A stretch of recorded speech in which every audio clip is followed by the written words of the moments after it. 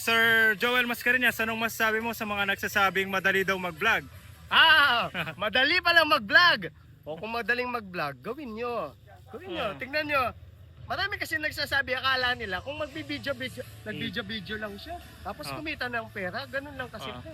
Eh di subukan nyo kung video nyo lang na ganun. Pero hindi nila alam, dito kailangan meron kang talent.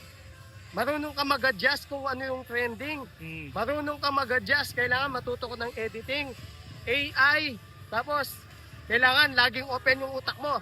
Mga bagong skills, technique, paano mag-engage yung video. Sa mga nagsasabing mataas daw yung sahuran dito sa Facebook. Mataas!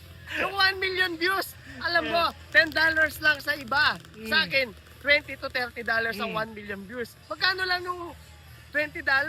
Pero yung effort mo para Ay nako, kung makita mag-trending. nyo lang ako kanina kung gaano ako lumilipad. Baka yung, kung sasabay kayo, naimatay ka na rito. Tapos nakabilad ka pa. Ako nga nakatayo lang, nangawit na. O yung takbo ka pa. O ngayon, habang ako'y nag-e-edit na rin. Ayan, para minsanan na. Ayan.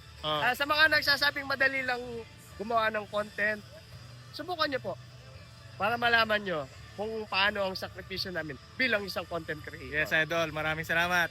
Thank you very much. Thank you. I-follow nyo. Thank you. Regina. Thank you, sir. Bye-bye! Bye-bye. Ang akala nyo, madali lang mag-vlog?